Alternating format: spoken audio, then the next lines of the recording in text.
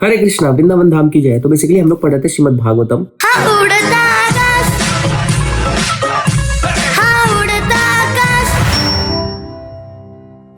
हाँ, तो अभी हम लोग पहुंचे हैं ध्रुव महाराज के वंशजों का वर्णन। तो कल हमने पढ़ा था कि अगर कोई ध्रुव महाराज के बारे में सुनता है तो उसे क्या क्या लाभ मिलता है। ठीक है, अध्याय 13 है, तो पढ़ते हैं। सूत गोस्वामी ने सौनक इत्यादि समस्त ऋषियों के आगे कहा, मैत्री ऋषि द्वारा ध्रुव महाराज के विष्णु धाम में आरोहण का वर्णन किए जाने पर विदुर ने भक्ति भाव का अत्यधिक संचार उठा और उन्होंने मैत्री से ये प्रश्न पूछा। विदुर ने मैत्री से पूछा, हे महान भक्त, प्रचेतागण कौन थे? वे किस प्रकार के थे? वे किसके पुत्र थे और उन्होंने कहाँ पर महान यज्ञ संपन्न किया? विदुर ने कहा, मैं जानता हूँ कि नारद मुनि समस्त भक्तों के शिरोमणि है। उन्होंने भक्ति के पंचरात्रिक विधि का संकलन किया है और भगवान से साक्षात भेंट की है। जब समस्त प्रचेता धार्मिक अनुष्ठानों तथा यज्ञ कर्म कर रहे थे और इस प्रकार भगवान को प्रसन्न करने के लिए पूजा कर रहे थे, नारद मुनि ने ध्रुव महाराज के दिव्य गुणों का वर्णन किया था। हे ब्राह्मण, नारद ने भगवान का किस प्रकार गुणगान किया और उस सभा में किन लीलाओं का वर्णन हुआ, मैं सुनने का इच्छुक हूँ। कृपया विस्तार से भगवान की उस महिमा का वर्णन कीजिए। ठीक है। महामुनि मैत्री ने उत्तर दिया, हे विदुर, जब ध्रुव महाराज वन को चले गए थे तो उनके पुत्र उत्कल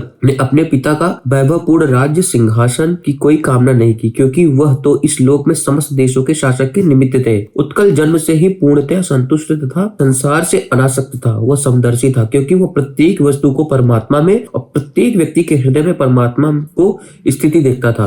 ध्रुव महाराज के पुत्र उत्कल के लक्षण तथा गुण महाभागवत जैसे थे। तो ध्रुव महाराज के पुत्र का क्या नाम था? उत्कल। अगर कोई अपने बच्चे का नाम रखना चाहे उत्कल रख सकता है। मतलब मुझे भी नहीं पता था, आज पता चला कि ध्रुव महाराज के पुत्र का नाम था उत्कल। ठीक है, अब आगे बढ़ते हैं। उससे परम ब्रह्म के विषय में अपने ज्ञान के प्रसार द्वारा पहले ही शारीरिक बंधन से मुक्ति प्राप्त कर ली थी। वह मुक्ति निर्वाण कहलाती है। वह दिव्य आनंद की स्थिति को प्राप्त था और उसी आनंदमय स्थिति में रहता था जो अधिकाधिक बढ़ती जा रही थी। यह सतत भक्ति योग के कारण ही संभव है, जिसकी तुलना अग्नि से की गई है, जो समस्त मलिन भौतिक वस्तुओं को भस्म कर देती है। वह सदैव आत्म साक्षात्कार की अपनी स्वाभाविक स्थिति में रहता था और भगवान के अतिरिक्त और कुछ भी नहीं देख सकता था। वह भक्ति योग में तल्लीन रहता था। ये बता रहे हैं किसके बारे में? उत्कल के बारे में। कौन है उत्कल? ध्रुव महाराज के पुत्र का नाम है उत्कल। अल्पज्ञानी राह चलते लोगों को उत्कल मूर्ख, अंधा, गूंगा, बहरा तथा पागल सा प्रतीत होता था, किंतु वह वास्तव में ऐसा था नहीं। वह उस अग्नि के समान बना रहता था जो राख से ढकी होने के कारण लपटों से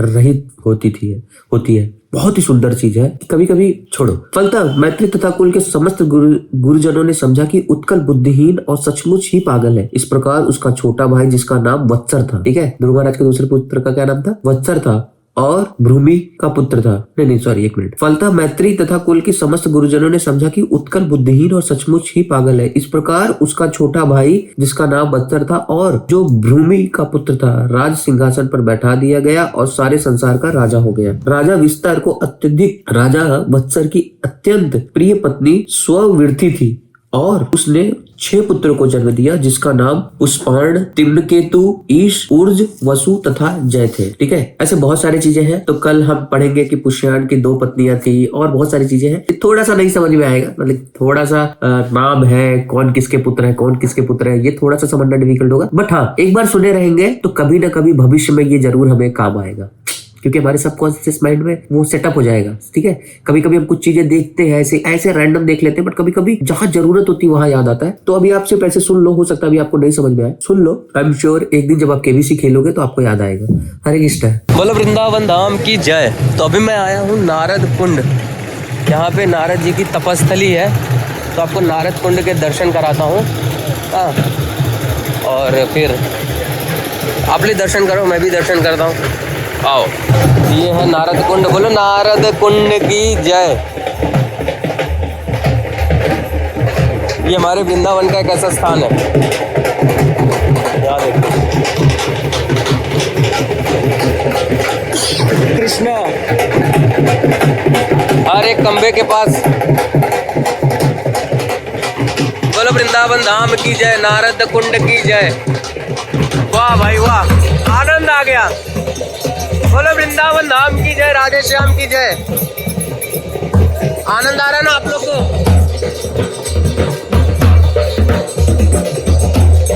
नारद कुंड में देखो नारद जी आए।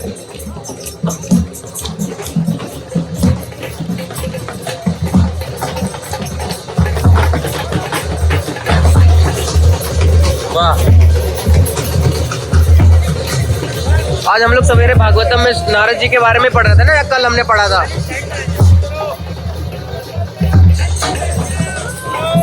चलो, यहाँ पे मैं बेसिकली थोड़े से काम के लिए आया था। वृंदावन में हर एक दिन उत्सव होता है और आप कहीं भी जाओगे आपको उत्सव का आनंद मिलता ही रहेगा। और दिखाओ, जय राधे। यहाँ देखो,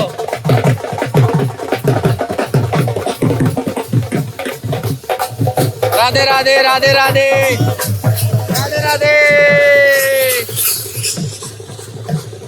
ये है वृंदावन का आनंद और ये है नारद कुंड। मेरे को एक्चुअली इसके बारे में इतना ज्यादा पता नहीं है, बट हाँ मेरे को इतना पता है कि नारद जी की तपस्थली है। तो थोड़ा और पढ़ के मैं आप लोग को बताऊंगा। तब तक आप लोग सिर्फ लुत्फ लेते रहो, देखते रहो। यहाँ देखो,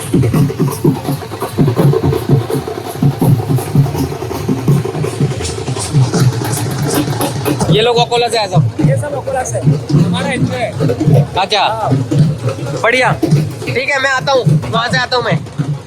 कितना प्यारा लगता है जब ऐसे पहचान वाले लोग थोड़े से मिल जाते हैं। पूरा मतलब उत्सव है। हाँ, अभी यहाँ पे थोड़ा रात होगा ना और लाइट वगैरह के साथ में, तो और आनंद आएगा।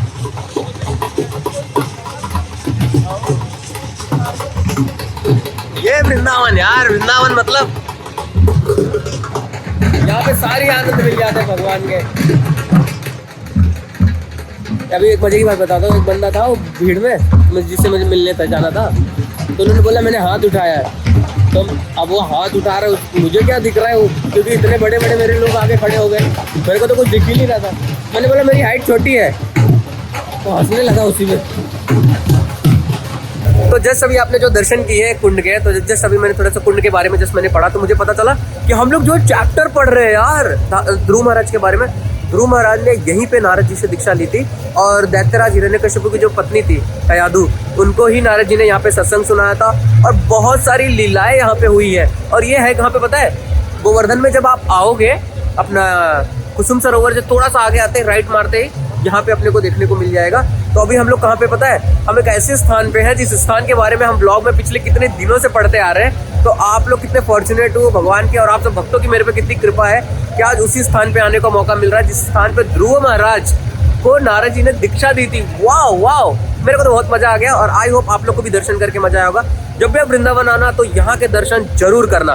बाकी इसके ऊपर एक और अच्छी वीडियो मैं बनाऊंगा, आई होप बना पाऊँ।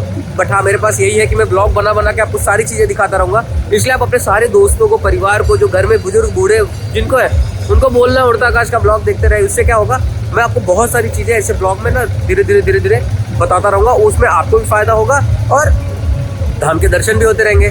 तो अभी मैं हूँ गोवर्धन रिट्रीट सेंटर में, देख रहे हो GRC, क्या सुंदर है भाई। और यहाँ पे गिरिराज जी हैं, इतने प्यारे हैं ना गिरिराज जी यहाँ के। आपको दिखाऊंगा ना, आपका दिल एकदम खुश हो जाएगा। वो देखो गोवर्धन जी बनाए हुए वहाँ पे गिरिराज जी हैं, मजा ही आ जाए भाई साहब। मेरे गोवर्धन गिरधारी, मैं आयो शरण तिहारी। तो यहाँ देख रहे हो क्या सुंदर लग रहा है ना ये सब। गोवर्धन रिट्रीट सेंटर में तो आनंद ही आ जाता है। खैर, आज का ब्लॉग हम यहीं पे एंड करेंगे, क्योंकि इसके बाद अभी मैं यहीं रहने वाला हूँ, और फिर हम आपको मिलेंगे कल के ब्लॉग में, ठीक है। तो आज हमने क्या देखा? नारद कुंड। नारद कुंड क्या स्थान है? जहाँ पे ध्रुव महाराज की दीक्षा हुई थी नारद जी से। तो सब लोग क्या लिखेंगे कमेंट में? मुझे बोलना पड़ेगा या आपको पता है? बोलेंगे ध्रुव महाराज की जय, शिल प्रभुपाद की जय। वाह, क्या गेट है यार, मज़ा आ जाता है। भाई साहब कुछ नहीं आ रहा भाई, इतना धुंध। ओ भाई, ओ शिट, यहाँ देखो कुछ भी नहीं दिख रहा भाई, फुल अंधेरा। मेरे मुंह से ऐसा लग रहा है जैसे बीड़ी पिया, शायद अब दिखे। अब आप देखो क्या धुंध उड़ रही है, दिख रहा है? कुछ भी नहीं दिख रहा है। देखो कितना धुंध, कितना कोहरा। बोलो वृंदावन धाम की जय, गोवर्धन की जय, गिरिराज वास मैं पाऊँ। वाह वाह वाह वाह, मजा ही आ गया भाई साहब। हरे कृष्णा। तो आप देख रहे हो क्या कोहरा पड़ रहा है, मतलब मेरे कैमरे के सामने दिख रहा है आपको, ऐसा कैसा कोहरा उड़ते हुए जा रहा है, कुछ नहीं दिख रहा है, मतलब पूरा ब्लैंक हो गया है। ओह ये देखो, ये लिटरली कोहरा है। हाँ कृष्णा, मजा आ गया भाई, मजा आ गया। जय हो वृंदावन धाम की जय, राधा रानी की जय, गिरिराज झरण की जय। मजा आ गया भाई साहब, मजा ही आ गया। इसको बोलते हैं वृंदावन धाम में जो ठंडी का आनंद है ना भाई, वो इस पूरे जगत में नहीं है। हाँ आप कोई बोलेगा कश्मीर में भी तो है, तो तुम जाओ कश्मीर। जय हो। आहा ओहो। अरे कृष्णा, तो अभी हो रहे हैं रात के, देखो कितने बज रहे हैं पता है, रात के 12 मतलब 1 बज रहे हैं, और अभी मैं हूँ गोवर्धन में। मेरे पीछे आप देख रहे हो कुछ भी नहीं दिख रहा है, मतलब कोहरा, सिर्फ कोहरा, सिर्फ कोहरा, सिर्फ कोहरा। अब मुझे गोवर्धन से वृंदावन तक जाना है कोहरे में। अब मैं सोचो क्या स्पीड से जाएंगे, कितना स्लो जाना पड़ेगा। इतना बढ़िया, मतलब मैंने अपने लाइफ में पहली बार इतना कोहरा देखा है। मात्र 10 मीटर, मतलब मेरे सामने अगर 10 आदमी की लाइन खड़ी हो तो मुझे वो सामने वाला 10वां व्यक्ति ना दिखे। ये कोहरा इतने पास में है, इतना मजा आ रहा है। और पहली बार मुझे ऐसा लग रहा है कि मेरे को ऐसा ठंड जैसा एहसास हुआ, अदरवाइज मेरे को ठंडी तो लगती नहीं है। पहली बार आज ऐसा लगा, गला भी बैठ गया मेरा, पर बहुत मजा आ रहा है। अब मैं यहाँ से निकलूंगा, जाऊंगा वृंदावन, आनंद की अनुभूति करते हुए। गिरिराज जी एकदम पास में पर दिखेंगे नहीं। तो हम लोग सारे लोग यहीं पे पहली बार तो गिरिराज जी को प्रणाम करेंगे। मानसिक रूप से आप प्रणाम करोगे, मैं तो ऐसे ही प्रणाम करूंगा। प्रणाम करके नमस्ते गिरिराजाय श्री गोवर्धन नामिने अशेष क्लेश नाशाय परमानंद दायिने। रात के बज रहे 1 और हम निकलेंगे अपने घर की तरफ। बोलो वृंदावन बिहारी लाल की जय।